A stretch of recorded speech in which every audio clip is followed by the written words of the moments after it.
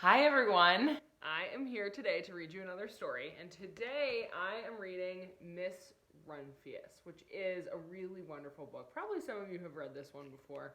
It is a classic. I love it so much, and I'm excited to share it with all of you today. So here it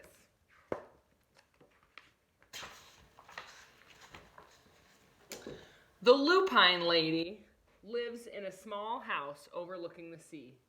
In between the rocks around her house grow blue and purple and rose-colored flowers.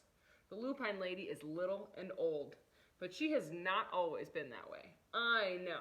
She's my great aunt, and she told me so.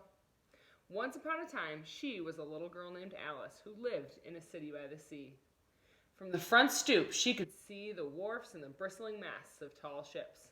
Many years ago, her grandfather had come to America on a large sailing ship.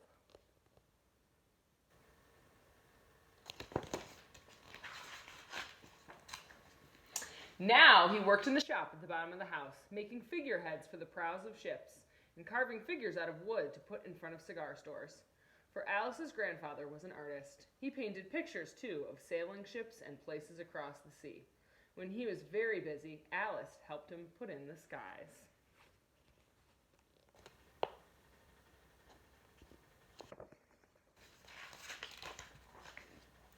In the evening, Alice sat on her grandfather's knee and listened to his stories of faraway places.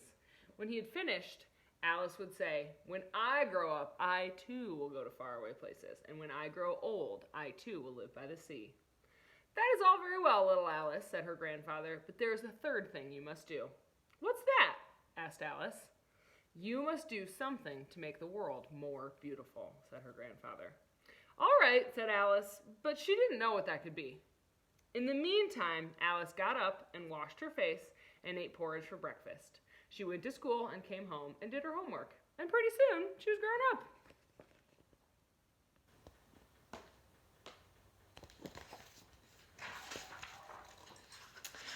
Then my great Aunt Alice set out to do the 3 things she had told her grandfather she was going to do.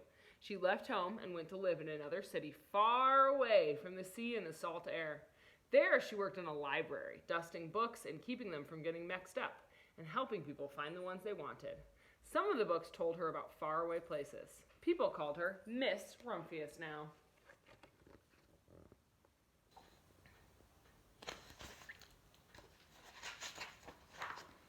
Sometimes she went to the conservatory in the middle of the park.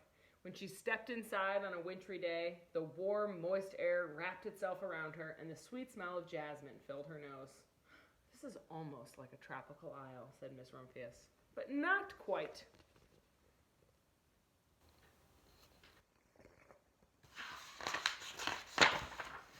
So Miss Rumphius went to a real tropical island where people kept cockatoos and monkeys as pets. She walked on long beaches, picking up beautiful shells. One day, she met the Baparaja, a king of a fishing village. "You must be so tired," he said. "Come into my house and rest." So Miss Rumphius went in and met the Baparaja's wife. The Baparaja himself fetched a green coconut and cut a slice off the top so that Miss Rumphius could drink the coconut water inside. Before she left, the Baparaja gave her a beautiful mother-of-pearl shell on which he had painted a bird of paradise and the words, "You will always remain in my heart."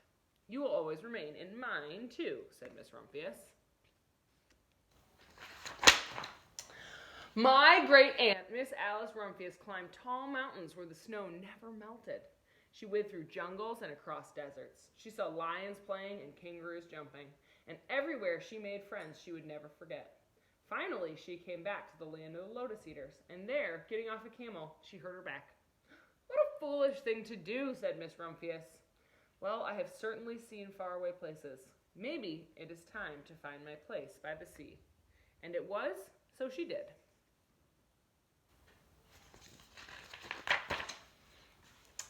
From the porch of her new house, Miss Rumphius watched the sun come up. She watched it cross the heavens and sparkle on the water, and she saw it set in glory in the evening. She started a little garden among the rocks that surrounded her house, and she planted a few flower seeds in the stony ground. Miss Rumphius was almost perfectly happy. "But there is still one more thing I have to do," she said. "I have to do something to make the world more beautiful." "But what? The world's already pretty nice," she said, looking out over the ocean.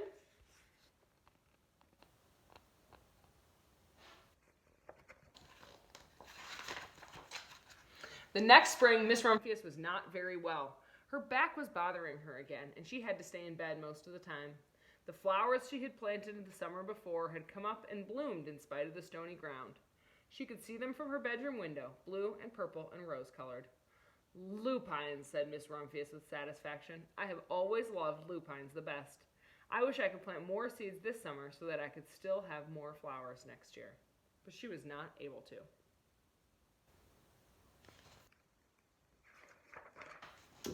After a hard winter, spring came. Miss Rumphius was feeling much better. Now she could take walks again.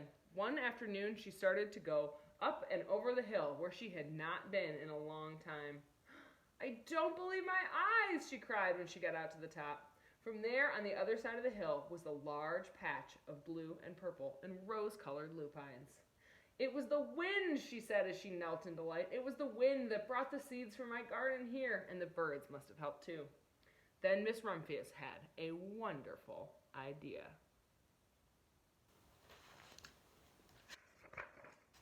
She hurried home and got out her seed catalogs. She sent off to the very, very best seed house for 5 bushels of lupine seed. All that summer, Miss Rumphius, her pockets full of seeds, wandered over the fields and headlands sowing lupines.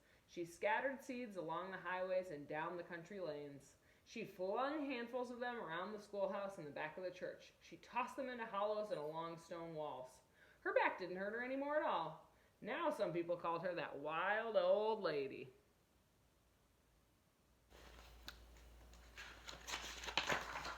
The next spring, there were lupines everywhere. Fields and hillsides were covered with blue and purple and rose-colored flowers. They bloomed along the highways and down the lanes. Bright patches lay around the schoolhouse and the back of the church. Down the hollows and along the stone walls grew the beautiful flowers. Miss Rumphius had done the third and most difficult thing of all.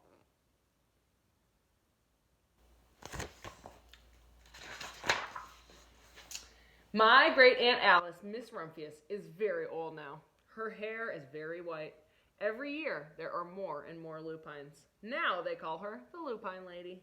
Sometimes my friends stand with me outside her gate, curious to see the old, old lady who planted the fields of lupines. When she invites us in, they come slowly. They think she's the oldest woman in the whole world. Often, she tells us stories of faraway places. When I grow up, I tell her, I too will go to faraway places and come home to live by the sea. That is all very well, little Alice, says my aunt, but there is a third thing you must do. What is that? I asked.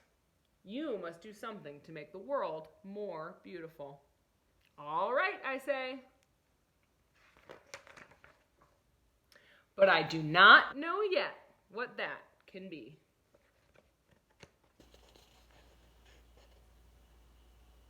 The end. All right, everyone, I hope you liked that one. Talk to you soon.